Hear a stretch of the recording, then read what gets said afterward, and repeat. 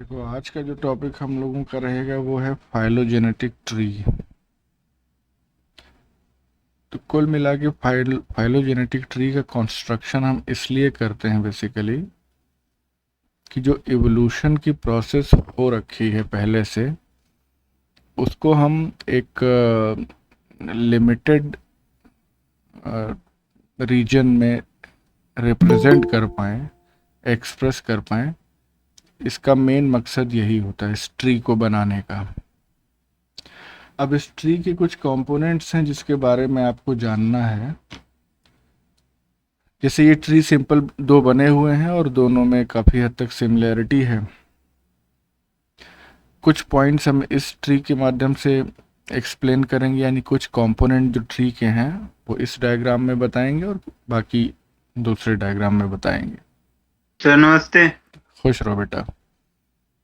सबसे पहला जो कंपोनेंट होता है, यानी कि जहाँ से ये ट्री स्टार्ट हुआ है, तो उस पॉइंट को हम बेसिकली क्या कहते हैं, this is called as root. और रूट से स्टार्ट होके इस पर्टिकुलर ब्रांचिंग पॉइंट तक, इस ब्रांचिंग पॉइंट तक जो ये ब्रांच आ रही है पूरी, ये किस चीज़ को रिप्रेजेंट करती है? ये रिप्रेजेंट करती है एंसेस्ट्रल लीनिएज को। जो कॉमन एंसेस्टर था, जिसकी ब्रांचिंग होने के बाद अलग अलग कंपोनेंट्स, स्पेशली अलग अलग स्पीशीज या अलग अलग जीन्स तैयार हो रही हैं, तो इस ब्रांच को हम एंसेस्ट्रल लीनिएज कहते हैं। जो ब्रांचिंग पॉइंट होता है, this is called as node. तो नोड क्या हो गया? हमारा ब्रांचिंग पॉइंट है। बहुत आसान है, जैसे फैमिली ट्री बनाते हैं वैसे ही फाइलोजेनेटिक ट्री भी बनाते हैं। तो ये किस चीज़ को रिप्रेजेंट कर रहा है? ये दूसरी ब्रांच को रिप्रेजेंट कर रहा है। यहाँ से लेकर के यहाँ तक का ये जो पूरा इलाका है, ये इस ब्रांच की लेंथ को डिनोट कर रहा है, क्योंकि लेंथ का भी हम लोग इस्तेमाल करते हैं अलग अलग पैरामीटर्स के लिए। जैसे इस लेंथ को हम लोग ड्यूरेशन ऑफ टाइम से रिलेट कर सकते हैं। जितनी ज़्यादा लेंथ होगी ब्रांच की, उतना ज़्यादा टाइम पास हो चुका है। तो ये वाला पॉइंट हो गया नोड। सिमिलरली एंसेस्ट्रल लीनिएज से जब ब्रांचिंग हो रही है तो इसको हम नोड कहेंगे।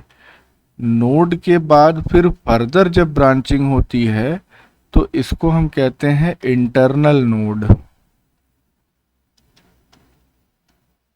नोड के अंदर फिर से ब्रांचिंग हो गई तो this will be called as internal node. जहाँ पे ये ट्री ख़त्म हो रहा है, मतलब ट्री का पॉइंट ख़त्म हो रहा है, उस पे हम रिप्रेजेंट करते हैं स्पीशीज़ को या टेक्सॉन को। फैमिली को कर सकते हैं, ऑर्डर को कर सकते हैं, डिपेंडिंग अपॉन कि किस चीज़ की फाइलोजेनेटिक ट्री हम बना रहे हैं। तो ये सपोज करिए कि ये टैक्सॉन या स्पीशीज़ ए हो गया, ये स्पीशीज़ या टैक्सॉन बी हो गया, और ये स्पीशीज़ या टैक्सॉन सी हो गया। तो जहाँ पे फिनिश हो रहे हैं ये पॉइंट, और जहाँ पे हम स्पीशीज़ को या टैक्सॉन को या जीन्स को रिप्रेजेंट कर रहे हैं, वो पर्टिकुलर लोकेशन क्या कहलाती है? This is known as tip. तो इसको आप टिप कह सकते हैं, या this can also be called as external node. तो इस तरह से कुछ पॉइंट्स हमने आपको बता दिए इस डायग्राम में। तो फाइलोजेनेटिक ट्री, इस हेडिंग के अंदर हम लोग बेसिकली पढ़ क्या रहे हैं? कंपोनेंट्स के बारे में पढ़ रहे हैं। किन कंपोनेंट्स की हेल्प से पूरा का पूरा ट्री जो है वो तैयार होता है। अब आते हैं दूसरे डायग्राम पे। तो दूसरे डायग्राम की क्या कहानी है? ये जो ब्रांचिंग पॉइंट है, या जिसको हम नोड कह रहे थे, अगर आप ध्यान दें यहाँ पे, तो यहाँ पे भी अगर हम मेंशन कर दें स्पीशीज ए है, स्पीशीज बी, स्पीशीज सी, तो इस पर्टिकुलर ब्रांचिंग पॉइंट से हमको स्पीशीज ए मिल रहा है और यहाँ फर्दर ब्रांचिंग से स्पीशीज बी और सी दोनों मिल रहे हैं। इसका मतलब क्या हो गया कि ये पॉइंट डिनोट कर रहा है common ancestor of A, B and C. तीनों के जो कॉमन एंसेस्टर, तीनों का जो कॉमन एंसेस्टर है वो यहाँ लाई कर रहा है और इसके बाद ब्रांचिंग की वजह से डाइवर्जेंस हो रहा है, या उस डाइवर्जेंस को हम ब्रांचिंग से रिप्रेजेंट कर रहे हैं। स्पीशीज ए अलग बन गई, स्पीशीज बी और सी यहाँ तक तो कॉमन रही इस पॉइंट तक, लेकिन उसके बाद फिर से ये फर्दर डाइवर्ज हो गई और अब अलग अलग स्पीशीज बना ली। तो ये क्या रिप्रेजेंट कर रहा है? It is representing common ancestor of A, B and C. Similarly ये रिप्रेजेंट कर रहा है common ancestor of B and C. इस पॉइंट से लेकर के और ये जो इंटरनल ब्रांचिंग हो रही है यहाँ तक का ये जो इलाका है या यहाँ तक की ये जो लाइन है, ये क्या चीज दिखा रही है? ये दिखा रही है कि इतनी दूर तक बी और सी दोनों एक जैसे थे या इनकी इवोल्यूशनरी हिस्ट्री बिल्कुल सिमिलर थी। इनमें यहाँ तक, इस पॉइंट से लेके और इस पॉइंट तक कोई चेंज नहीं आया था। इसीलिए ये जो इलाका है ये क्या रिप्रेजेंट कर रहा है? It is representing shared history of B and C. इतना इलाका जब ब्रांचिंग हो गई तो स्पीशीज बी अलग बन गई और स्पीशीज सी अलग बन गई, डाइवर्जेंस हो गया दोनों का। तो अब यहाँ से जो ये ब्रांच है ये क्या रिप्रेजेंट कर रही है? ये रिप्रेजेंट कर रही है यूनिक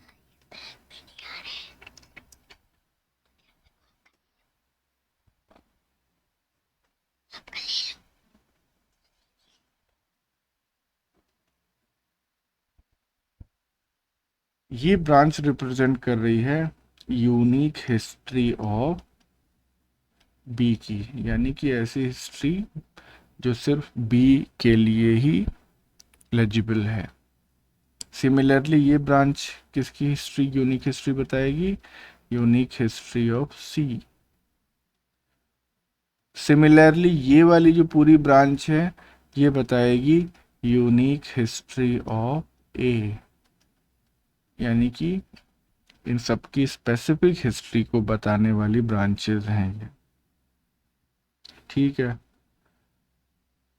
स्पीशीज बी और स्पीशीज सी, चूंकि इन दोनों के एंसेस्टर्स कॉमन हैं, इसी वजह से इन दोनों को हम क्या कह देते हैं?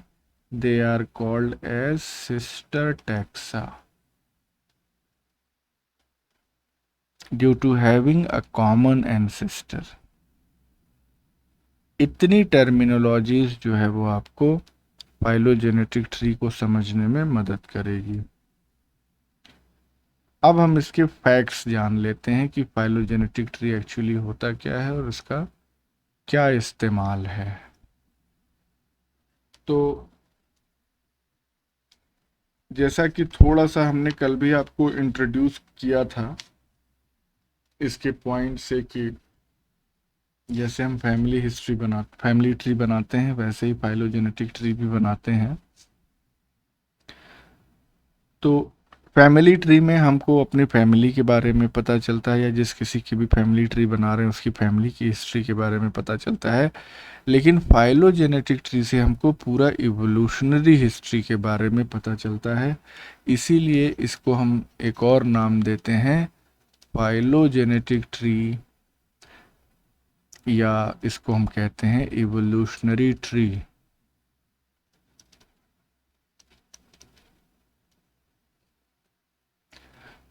अब इसका मतलब क्या है और इसको रिप्रेजेंट कैसे किया हमने? तो यहाँ पे आप देख सकते हैं कि ये 2 डायमेंशनल ग्राफिकल रिप्रेजेंटेशन है जिससे हम फाइलोजेनी या एवोल्यूशन को रिप्रेजेंट कर रहे हैं। तो इसकी डेफिनेशन या इसके पॉइंट की बात हम अगर करें तो फाइलोजेनेटिक ट्री क्या होता है? It is a 2D graph यानी 2 dimensional graph showing evolutionary relationship between, किसमें ये evolutionary relationship बताता है? organisms में या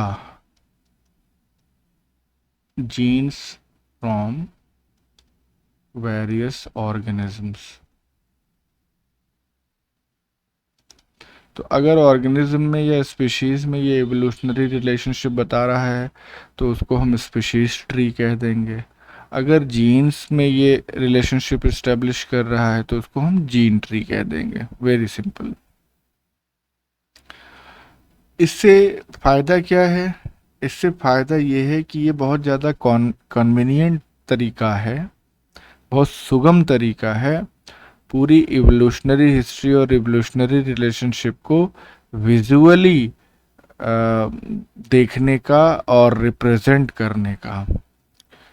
जब भी हम किसी ऑर्गेनिज्म की या किसी स्पीशीज़ की जो फाइलोजेनेटिक हिस्ट्री या स्टडी कर रहे होते हैं तो उसको एक साथ ओवरऑल एज अ होल अगर हमें देखना है तो उसके लिए ये बहुत ही कन्वीनियंट तरीका है कि हम एक फाइलोजेनेटिक ट्री बना लें तो हमको ये सारी स्टेजेस ऑफ एवोल्यूशन उस स्पीशीज़ की पता लग जाएंगी कि अपने कॉमन एंसेस्टर से या ओरिजिनल एंसेस्टर से वो किस किस पॉइंट से गुजरते हुए और अपने जो करंट कंडीशन है, करंट सिचुएशन है, वहाँ तक पहुँचा है। तो क्या सिग्निफिकेंस है इसका? इसका सिग्निफिकेंस ये है कि it is the most convenient way of visually presenting evolutionary relationships among a group of organisms। कब? जब हम उसकी फाइलोजेनेटिक स्टडी कर रहे हों, during phylogenetic studies.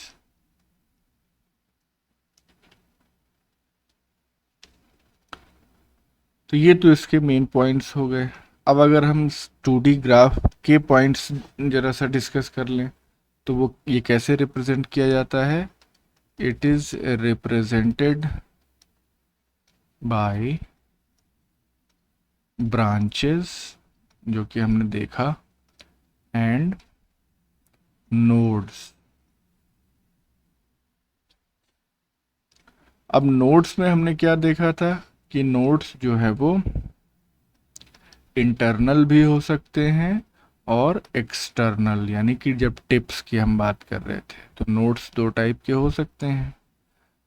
Internal node किस चीज को रिप्रेजेंट करता है? It represents branch points. जहां पे ब्रांचिंग हो रही है उसको इंटरनल नोड रिप्रेजेंट कर रहा है। ईच इंटरनल नोड या सिंपली नोड भी आप कह सकते हैं, लेकिन यहाँ पे स्पेसिफाई कर दिए हैं तो इंटरनल ही कहेंगे। तो ईच इंटरनल नोड रिप्रेजेंट्स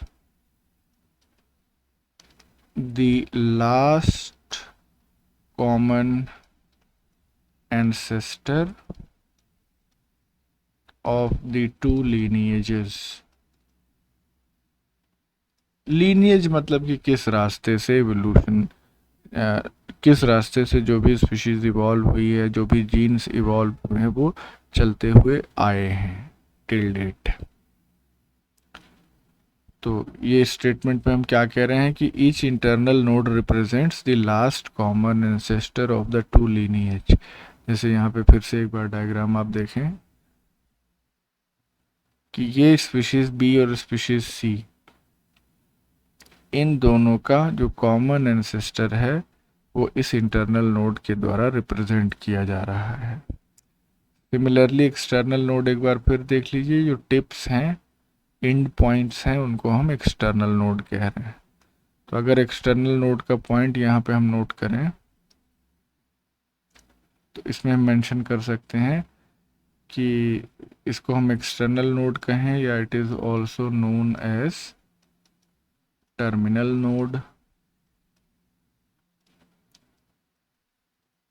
ये क्या रिप्रेजेंट करता है?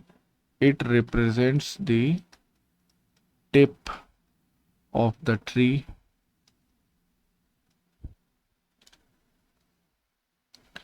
और ये टिप्स बेसिकली रिप्रेजेंट किसको करते हैं?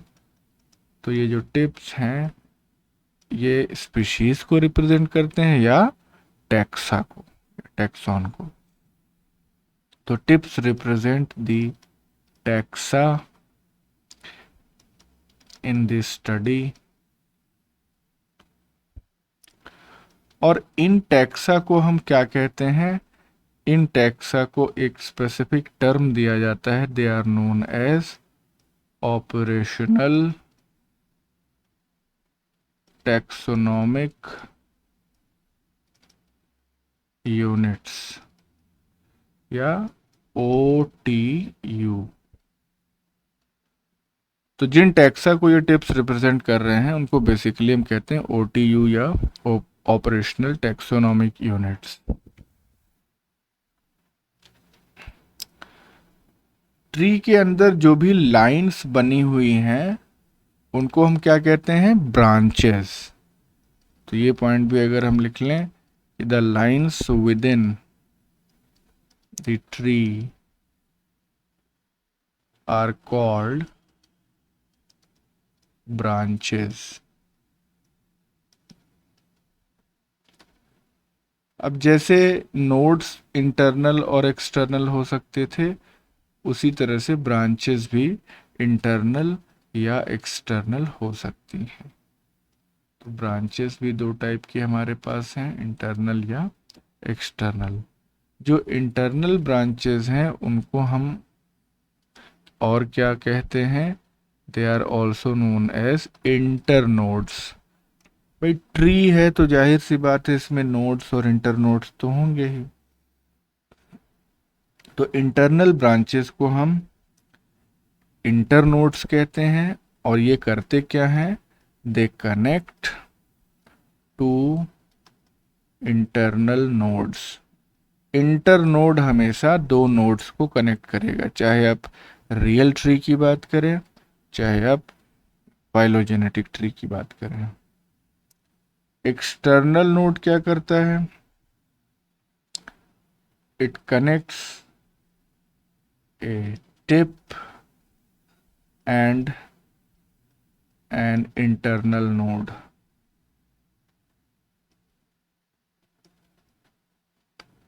टिप को ये इंटरनल नोड से कैसे कनेक्ट करेगा?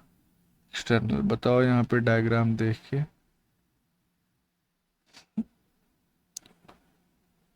टिप को एक्सटर्नल नोड से ये कैसे कनेक्ट कर रहा है?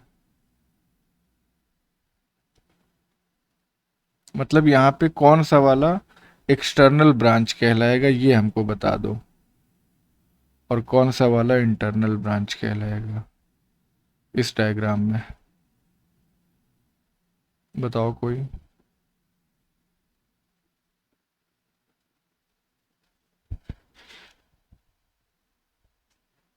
क्वेश्चन नहीं समझ आया सर। अभी हमने आपको बताया कि ब्रांचेस जो है वो दो टाइप की होती हैं, इंटरनल ब्रांच होती है और एक्सटर्नल ब्रांच होती है। तो इस डायग्राम में एक इंटरनल ब्रांच बता दो और एक्सटर्नल ब्रांच बता दो।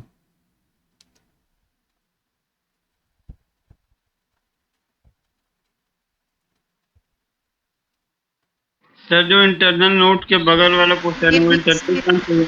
ABC जो स्पीशीज की जो ब्रांचेस है वो एक्सटर्नल है, बाकी जहाँ इंटरनल नोट बनाया आपने ब्रांचिंग पॉइंट से वो इंटरनल ब्रांच है। हाँ सही है।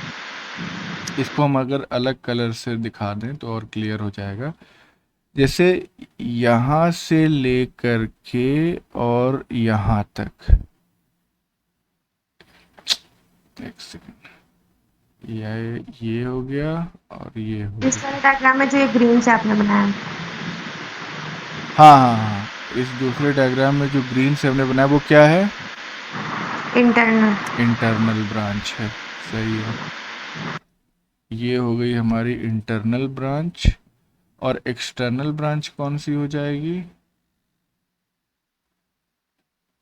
व्हाइट वाली और येलो वाली वाइट वाली और येलो वाली। इधर। हाँ, इस वाइट वाले को भी हम एक्सटर्नल ब्रांच कह सकते हैं बिल्कुल। और ये ऑरेंज वाली जो ब्रांचेस हैं इनको भी, तो किसी एक को हम कह दे रहे हैं, सपोज इसको हम कह दे रहे हैं, this can be called as external branch. तो जब टिप वाला इलाका नोड से जुड़ता है तो वो ब्रांच कहलाती है एक्सटर्नल ब्रांच।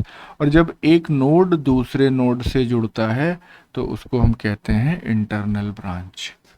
तो इस तरह से सारी टर्मिनोलॉजीज जो है वो ग्राफ के माध्यम से हमने देख ली, क्लियर हुआ। कुछ इसमें एक आध पॉइंट और हैं। ब्रांचिंग के तरीके कैसे हो सकते हैं इसके इसके बेस पे। तो यानी कि यहीं पे अगर हम बता दें ब्रांचिंग टाइप्स, ब्रांचिंग के कितने टाइप्स हो सकते हैं ब्रांचिंग के पैटर्न के बेसिस पे। तो ब्रांचिंग टाइप्स जो है वो दो हैं। पहले को हम कहते हैं डाइकोटोमी और दूसरे को हम कहते हैं पॉलीटोमी। तो डाइकोटोमी और पॉलीटोमी। डाइकोटोमी, डाइकोटोमस ब्रांचिंग तो तुम लोगों ने टर्म सुना ही होगा। क्या होता है डाइकोटोमस ब्रांचिंग? मालूम है किसी को? बॉटनी का कुछ हल्का फुल्का। जैसे मान लो ये पेड़ है ऐसे, ठीक है ना, ये पेड़ का तना जो है ऐसे ग्रो कर रहा है। अगर ये बाइफरकेट हो जाए इनटू टू लाइक दिस, तो इस तरह की जो ब्रांचिंग होती है इसको हम कहते हैं डाइकोटोमस ब्रांचिंग।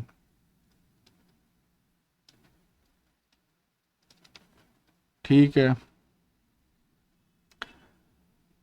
लेकिन वहीं अगर दूसरा पेड़ है कोई, जैसे ये है, थोड़ा सा पतला पेड़ बना दें, हर्ब्स या श्रब्स जो होते हैं, इसमें अगर ब्रांचिंग हो रही है इस तरह से, फिर इस तरह से, फिर इस तरह से, लाइक दिस,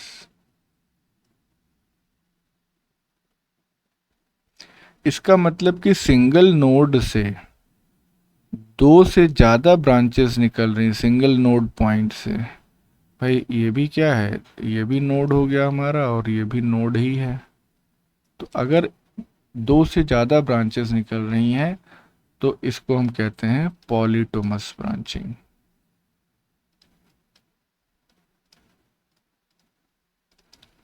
ये तो पेड़ के संदर्भ में हो गया। फाइलोजेनेटिक ट्री के कंटेक्स्ट में भी यही बात वाजिब होगी, यही बात लागू होगी। तो अब अगर हम यहाँ पे इस टर्म को एक्सप्लेन कर दें तो डाइकोटोमी जो ब्रांचिंग टाइप होता है फाइलोजेनेटिक ट्री में, वो कब होता है? When all branches bifurcate. Bifurcate का मतलब डिवाइड इनटू टू। तो bifurcate on A phylogenetic tree, phylogenetic tree, इसी को हम कहते हैं dichotomy.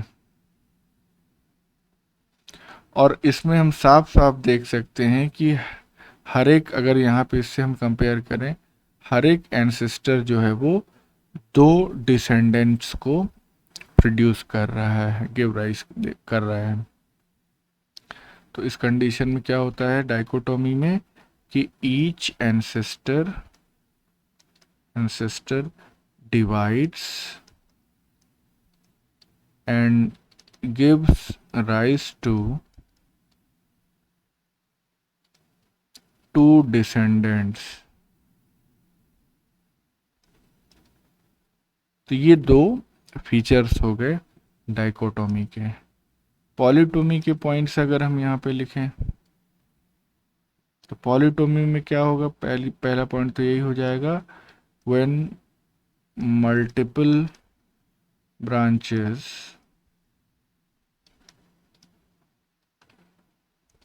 Come out from one node. जब कई सारी ब्रांचेस निकल आती हैं तो इसको हम यहाँ तो बाइफरकेट कह रहे थे, यहाँ पे क्या कहेंगे इसको, मल्टीफरकेट या मल्टीफरकेटिंग नोड, क्योंकि नोड से ही निकल रही हैं कई सारी ब्रांचेस, तो उसको हम कह देते हैं पॉलीटोमी। सिंपल सी बात है। और जब भी आप देखेंगे कई तरीके के, अगर आप सर्च करें नेट पे तो फाइलोजेनेटिक ट्री सर्च करके गूगल इमेजेस पे अगर आप चले जाएं तो उस पर आपको कई सारे ऐसे फाइलोजेनेटिक ट्री मिलेंगे जहाँ पे पॉलीटोमस ब्रांचिंग हो रही है या पॉलीटोमी हो रही है। तो आप आराम से विजिट कर सकते हैं। अब एक टर्म आता है जिसको हम लोग कहते हैं क्लेड। इंपॉर्टेंट टर्म है। क्लेड का क्या मतलब होता है? तो क्लेड का मतलब होता है a grouping of an ancestor and all of its descendants. इसी को हम कहते हैं क्लेड। जैसे हमने बनाया था अभी, तो उसमें हमने इस तरह से दिखाया, फिर इस तरह से दिखा दिया था। यहाँ पे हो गई हमारी स्पीशीज ए, स्पीशीज बी और स्पीशीज सी। तो अगर हमको क्लेड शो करना है with respect to this ancestor, तो वो क्लेड क्या होगा, that clade will cover this much portion of the tree. ये एक क्लेड हो गया। यहाँ पे हमने ये एंसेस्टर ले लिया, ये क्या है, एंसेस्टर है, कॉमन एंसेस्टर, और उसके जितने भी डिसेंडेंट्स हैं, तो यहाँ पे 2 ही डिसेंडेंट हैं, बी और सी। तो एंसेस्टर एंड इट्स डिसेंडेंट्स ये मिल के क्या बना रहे हैं, this entire group is known as a clade. ठीक है। अगर हम इस एंसेस्टर के रिस्पेक्ट में बात करेंगे तो तीनों स्पीशीज को हम काउंट करेंगे, तो फिर ये बड़ा ग्रुप बनेगा या बड़ा क्लेड बनेगा, लार्जर क्लेड, एंड दिस जो हमने बनाया है वो एक स्मॉलर क्लेड है। तो ये हो गया क्लेड। अब हम जो ट्री हमने बनाया था उसके भी टाइप्स होते हैं। सर आवाज ब्रेक हो रही है आपकी। मेरी आवाज ब्रेक हो रही है? सबके पास ब्रेक हो रही है? नहीं सर, आ रही है। आ रही है तो, लेकिन नेटवर्क इशू हो रहा है। मेरी, अच्छा, कितने लोगों को आवाज साफ आ रही है? आ रही है सर। प्रियंका को साफ आ रही है? आ रही है हमें भी सर। अब आने लगी। आ रही है सर। तंजीला तुमको आ रही है अब? तंजीला गई, यानी उसी का नेटवर्क खराब था। बोल नहीं रही है, इसका मतलब उसको सुनाई नहीं दे रहा है। कोई बात नहीं, रिकॉर्डिंग तो हो ही रही है। तो फाइलोजेनेटिक ट्री के टाइप्स की अगर हम बात करें तो दो। जी अब आई आवाज़? जी। हाँ ठीक है, तुम्हारे नेटवर्क में ही इशू है, बाकी लोगों को आ रही है आवाज़। तो ये दो टाइप्स के मेनली होते हैं, एक को हम कहते हैं रूटेड ट्री और दूसरे को हम कहते हैं अनरूटेड ट्री। अब इन दोनों में क्या पॉइंट्स हैं इंपॉर्टेंट? तो जो रूटेड ट्री होता है ये क्या दिखाता है? It shows the existence of A common ancestor from which all other species originate। Rooted tree में हमको क्या नजर आता है कि एक कॉमन एंसेस्टर दिखेगा और उससे जितनी भी स्पीशीज ओरिजिनेट हुई हैं वो सारी दिखेंगी, जैसे इस डायग्राम में हमने देखा। ये सबका कॉमन एंसेस्टर हो गया और इससे जितनी भी स्पीशीज हमको दिख रही हैं वो एक साथ सब नज़र आ रही हैं। ये वाला पॉइंट हमने आपको बताया ही था, ये रूट था। तो ये एक रूटेड ट्री है। ठीक है,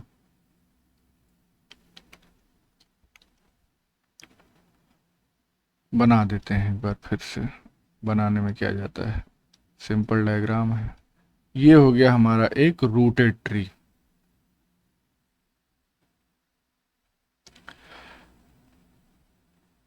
इसमें हमेशा ये ध्यान रखना है कि एक स्पेसिफिक डायरेक्शन में ही हम बढ़ेंगे। यानी इस पर्टिकुलर ट्री में हम लेफ्ट से राइट की तरफ बढ़ेंगे, राइट से लेफ्ट नहीं बढ़ेंगे, उल्टा नहीं करेंगे मामला। या अगर ये इस तरह से बना होता, ये ट्री लाइक दिस,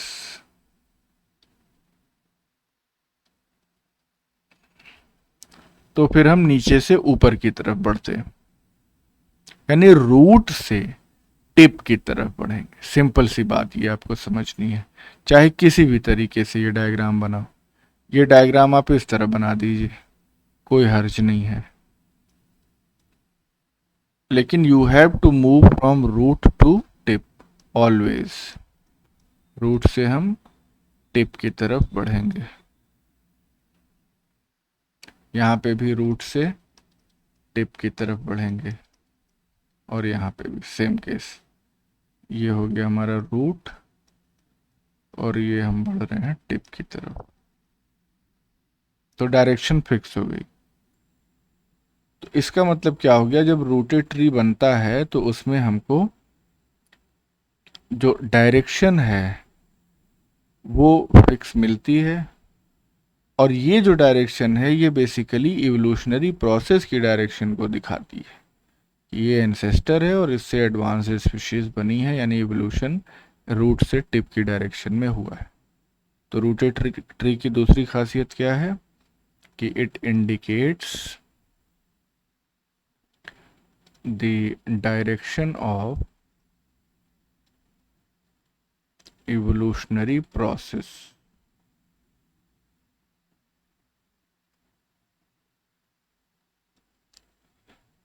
ठीक है, अब इसी रूटेड ट्री में एक और टर्म आता है जिसको हम कहते हैं बाइनरी ट्री। रूटेड ट्री का ही ये एक टाइप है, बाइनरी ट्री। इसमें क्या होता है, तो it is a type of rooted tree in which every node has 2 descendants. Every node has 2 descendants. अगर बनाने को दिया जाए तो आप बना लेंगे। जैसे अगर ये वाला जो हमने बनाया है पीछे, ये वाला, क्या ये बाइनरी ट्री को रिप्रेजेंट कर रहा है? बताओ। इसमें अगर सिर्फ बी और सी वाला बनाते तो करता। ये ए वाला नहीं कर रहा है।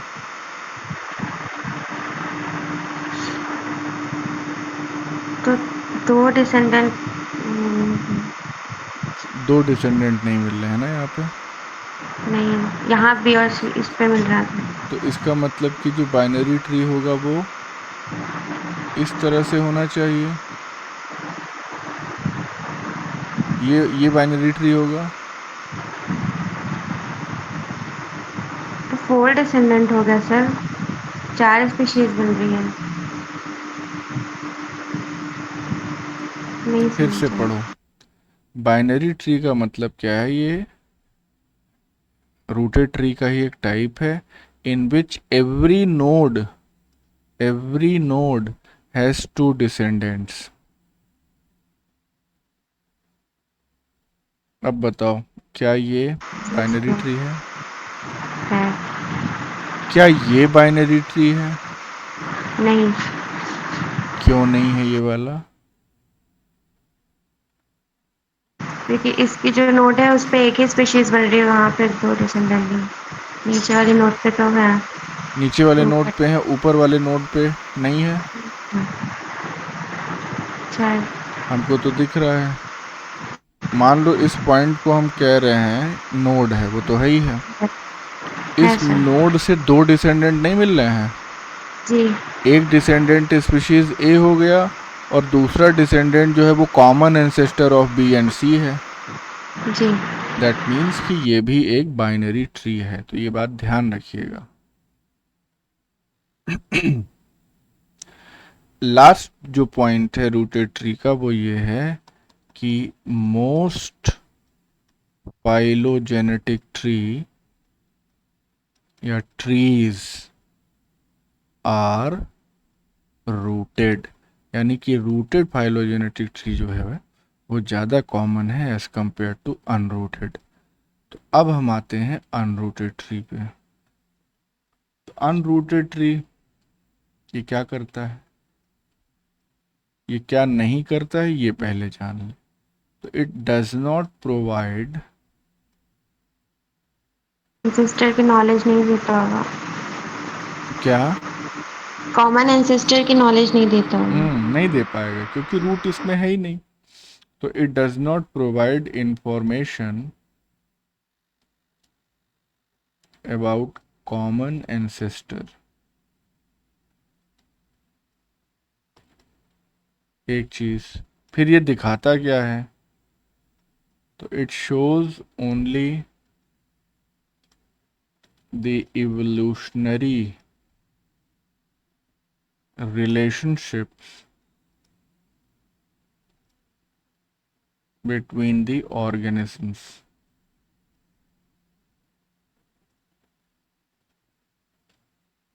कैसे दिखाता हो?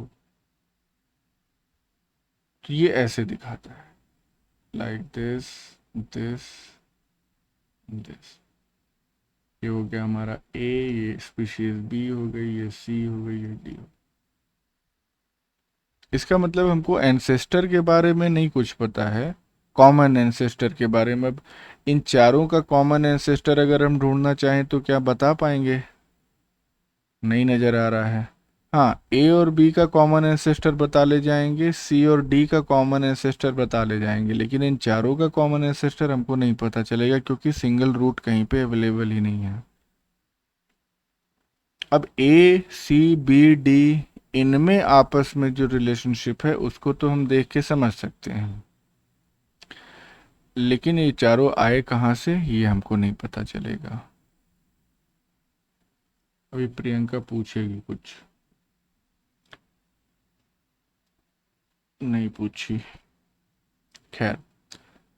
तो ये बातें थी रूटेड और अनरूटेड ट्रीज के बारे में। अब जो नेक्स्ट पॉइंट है, ये जनरल पॉइंट है, वो क्या है?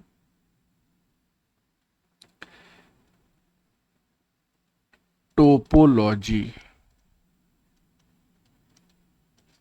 टोपोलॉजी क्या होता है? तो टोपोलॉजी क्या करता है? It represents the shape and branching pattern of the tree का शेप कैसा है और ट्री का जो ब्रांचिंग पैटर्न है वो कैसा है, ये हमको पता चलता है टोपोलॉजी से। दूसरी चीज, ये इंडिकेट करता है the patterns of relatedness among taxa. Taxa में आपस में कैसा रिलेशनशिप है, इसको ये दिखाता है, रिप्रेजेंट करता है। जैसे टोपोलॉजी जो है वो कई तरह की हो सकती है, यानी इट कैन बी एंगुलर या रेक्टेंगुलर, है ना। शेप और ब्रांचिंग पैटर्न जो हो रहा है वो एंगुलर या रेक्टेंगुलर हो सकता है। फिर patterns of relatedness among taxa, ये कैसे दिखाएगा? तो इसके लिए हमको देखना पड़ेगा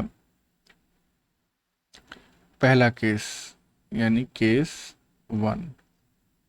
इसमें क्या है? इसमें हम रिप्रेजेंट कर सकते हैं लाइक दिस, दिस।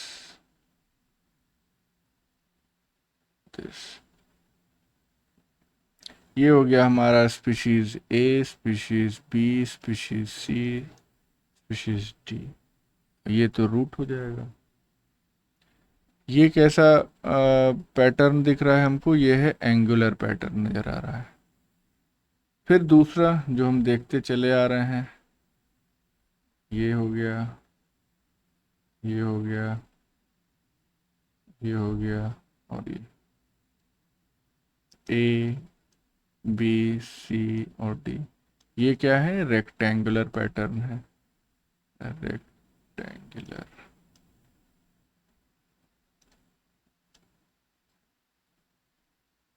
तो ये एंगुलर है, एंगल्स में बन रहे हैं ये ब्रांचेस, और यहाँ पे रेक्टेंगल में बन रहे हैं ब्रांचेस। इसी तरह से दूसरा केस अगर हम देखें, और दूसरे केस में भी सब टाइप्स हैं, यानी कि केस 2A। तो यहाँ क्या हिसाब किताब है? सिंपल, ये हो गया, ये 3 कंडीशन हम बनाएंगे यहाँ पे, लाइक दिस। फिर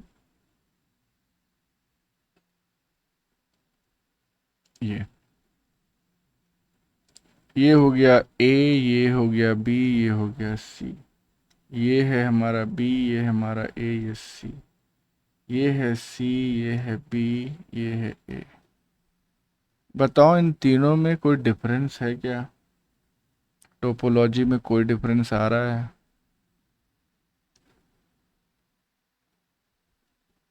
नहीं। अच्छा, दूसरा केस यानी केस 2B बना देते हैं, इसमें जरा दिखाएं। ये 1 2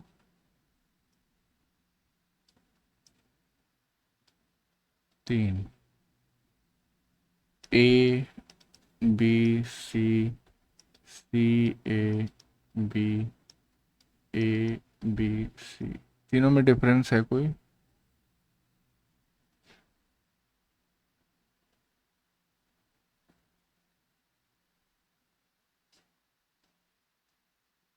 बताओ।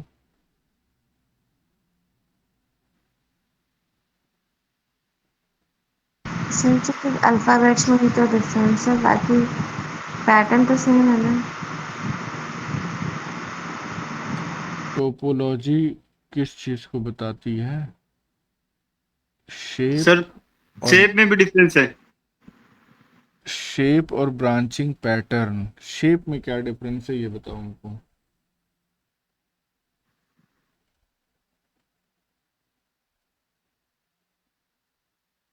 यहाँ सिर्फ ब्रांचिंग पैटर्न में डिफरेंस है। अगर आप ध्यान दें तो ये जो कॉमन एंसेस्टर है, ये कॉमन एंसेस्टर है ए और बी का, लेकिन यहाँ पे ये जो कॉमन एंसेस्टर है ये सी और ए का हो गया। मामला बदल गया।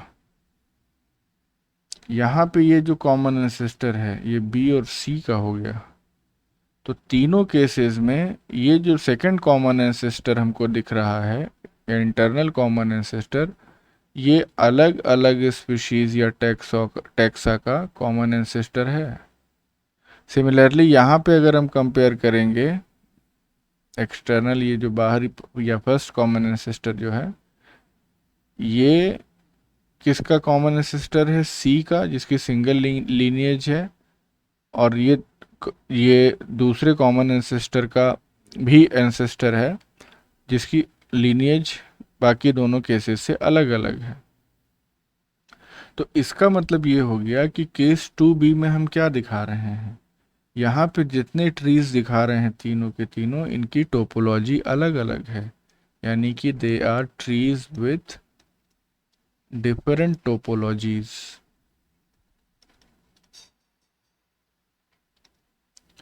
लेकिन केस 2A में जो हमने दिखाया था, यहाँ पे कॉमन एंसेस्टर अगर आप लें तो A और B का कॉमन एंसेस्टर ये है। यहाँ पे भी, अरे भाई BA लिखो चाहे AB, दोनों का कॉमन एंसेस्टर यही है।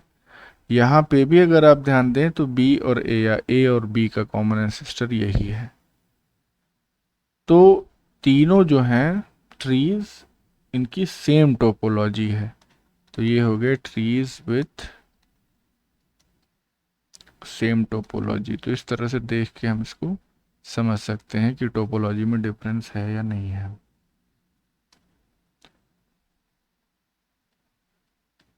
ठीक है, अब हम बात करेंगे, अभी तक तो हम ट्रीज की बात कर रहे थे, ट्री के टाइप्स भी देख लिए हमने, रूटेड और अनरूटेड। अब हम ब्रांचेस की बात करेंगे। तो branches of a phylogenetic tree।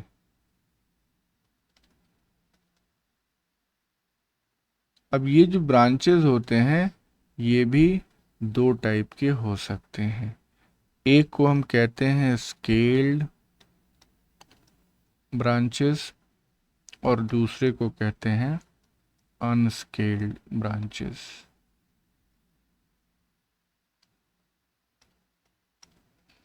Scaled branches का मतलब क्या कि यहाँ पे जो ब्रांच लेंथ है, branch lengths are proportional to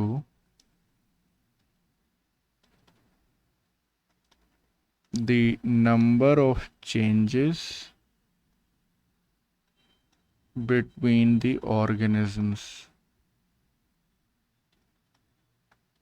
यानी कि जितने ज़्यादा नंबर ऑफ चेंजेस होंगे दो अलग अलग ऑर्गेनिजम्स में, ब्रांच की लेंथ उतनी ही ज़्यादा होगी। और जितने कम डिफरेंसेस होंगे, जितने कम नंबर ऑफ चेंजेस होंगे बिटवीन टू ऑर्गेनिजम्स, ब्रांच की लेंथ उतनी कम होगी। ये जो स्केल्ड ब्रांचेस होते हैं, they are further of two types. कौन कौन से? एक को हम कहते हैं फाइलोग्राम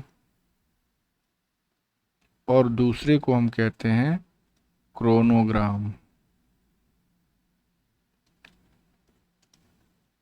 अब फाइलोग्राम क्या है?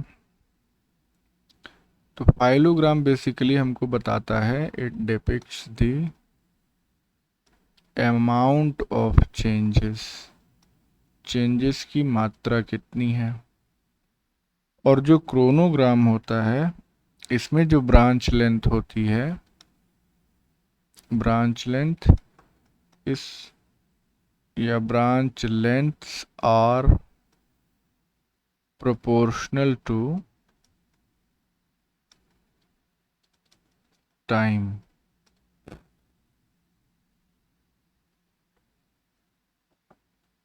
मतलब समझ में आया? नहीं समझ में आया? कितने लोगों को आया?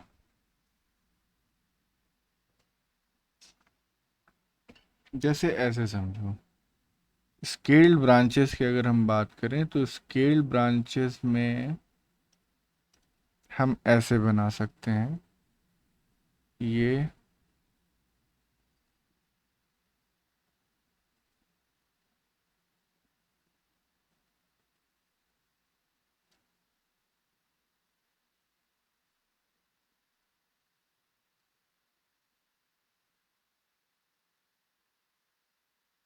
ठीक है। ये हो गया ए, ये हो गया बी, ये हो गया सी और ये हो गया डी। ये 4 स्पीशीज हो गई। यहाँ पे लेंथ जो है ब्रांचेस की वो अलग अलग नज़र आ रही है। तो इसका मतलब ये हो गया कि हम कह सकते हैं कि डी में जितने, अगर हम डी और सी को कंपेयर करना चाहें तो डी में जितने नंबर ऑफ चेंजेस हैं सी में उससे ज़्यादा हैं। क्यों? क्योंकि सी की ब्रांच लेंथ बड़ी है। सी में जितने नंबर ऑफ चेंजेस हुए हैं बी में उससे कम हुए हैं। सिमिलरली बी ए को कंपेयर करेंगे तो साफ साफ नज़र आ रहा है कि ए में नंबर ऑफ चेंजेस ज़्यादा हैं बी। अगर टाइम के रिस्पेक्ट में करें तो हम टाइम के रिस्पेक्ट में भी बड़ी आसानी से कर सकते हैं कि कितनी ड्यूरेशन तक ए का इवोल्यूशन हुआ है, यानी कि ए ज़्यादा पहले से इवॉल्व हो रही है एज़ कंपेयर टू बी।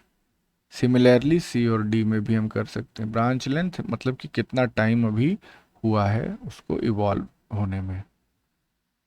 तो इस तरह से ये स्केल्ड ब्रांचेस जो है वो तैयार होते हैं। तो अगर हम इसको अमाउंट ऑफ चेंजेस के रिस्पेक्ट में बात करेंगे इसकी, तो इसको फाइलोग्राम कह देंगे। अगर टाइम के रिस्पेक्ट में बात करेंगे तो इसको क्रोनोग्राम कह देंगे। अब बात करते हैं अनस्केल्ड ब्रांचेस की। तो अनस्केल्ड ब्रांचेस का मतलब तो समझ में आ ही गया होगा आपको कि यहाँ पे जो ब्रांच लेंथ होती है, branch length is not proportional to the number of changes between the organisms। जैसे जैसे अभी तक हम जो बना रहे थे वो अनस्केल्ड ब्रांचेस ही बना रहे थे। तो इसमें कैसे होगा, इस तरह से अगर पैटर्न आ रहा है इस तरह से, तो ये देखिए ये भी पूरा यहाँ तक आगे तक जाएगा और ये भी पूरा आगे तक जाके ये मिल जाएगा, एकदम एक बराबर हो गए, कोई स्केलिंग नहीं की गई। तो ए बी सी डी एक लाइन में सारे लिख दिए गए, लेकिन यहाँ पे क्या है, ब्रांच लेंथ वेरी कर रही है। तो ये हो गया हमारा ब्रांचेस के टाइप्स, अनस्केल्ड, स्केल्ड ब्रांचेस। इसके बाद हम एक चीज़ और, जो फाइलोजेनेटिक ट्री है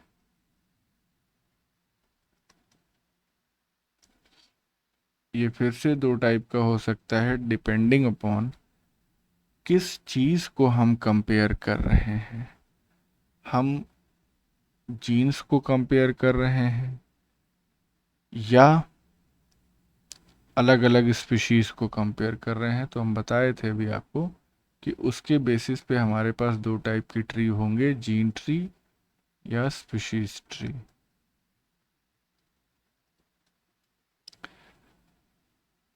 जीन ट्री क्या बताता है? तो जीन ट्री बेसिकली बताता है evolutionary history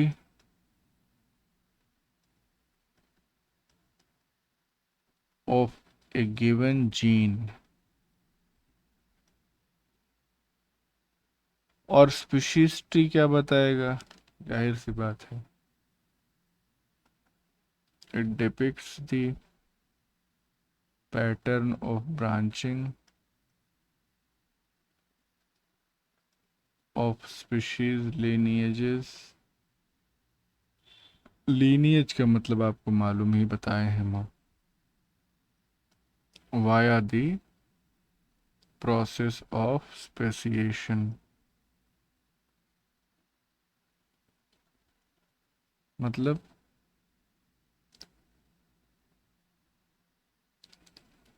ब्रांचिंग पैटर्न ये बता रहा है, कुछ नहीं, सिंपल है। जैसा हमने आपको बना के अभी बताया था वही यहाँ पे भी होगा। इस तरह से स्केलिंग नहीं कर रहे हैं, हम स्केल्ड बना रहे हैं, ए बी सी डी। यहाँ पे कॉमन एंसेस्टर वाला जो पॉइंट होगा वो बेसिकली क्या बता रहा है? ये बता रहा है स्पेसिएशन। यहीं पे स्पेसिएशन हुआ जिसकी वजह से ये दो अलग स्पीशीज बनी। यहाँ पे स्पेसिएशन हुआ तो यहाँ पे भी दो अलग स्पीशीज बनी, और ये स्पीशीज जो है ए और बी के कॉमन एंसेस्टर की तरह एक्ट करने लगी बाद में।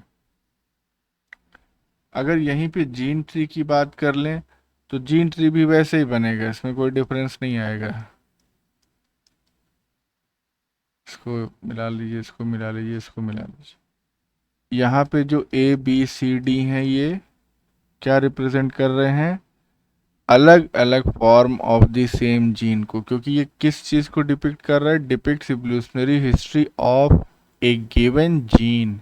ए गिवन जीन, उस पर्टिकुलर जीन में अलग अलग पॉइंट ऑफ टाइम में या अलग अलग ऑर्गेनिजम्स में किस तरह से म्यूटेशन हुए। जैसे यहाँ पे ये पॉइंट, ये पॉइंट, ये पॉइंट, ये किस चीज़ को रिप्रेजेंट कर रहा है? ये रिप्रेजेंट कर रहा है म्यूटेशन इवेंट को। यानी यहाँ तक सब मामला ठीक था, एक म्यूटेशन हुआ तो इसमें चेंजेस आए, यानी कि अलग एलील बनी, एलील 1 या 2, जिसको डी जीन कह दिया गया। फिर इस पॉइंट पे फिर से म्यूटेशन हुआ होगा तो ये एलील 4 बन गई, फिर एलील 3 बन गई, फिर ये एलील 4। एलील 4 में फिर से म्यूटेशन हुआ तो एलील 5, एलील 6 तैयार हो गई। तो during the course of evolution ये जीन कितनी बार म्यूटेट हुई, इस चीज़ को, और म्यूटेशन की वजह से कितने अल्टरनेटिव फॉर्म्स इस जीन के बने या कितने एलील्स तैयार हुई, इस चीज़ को रिप्रेजेंट करने वाला जो ट्री होता है उसको जीन ट्री कहते हैं। So this was all about phylogenetic tree.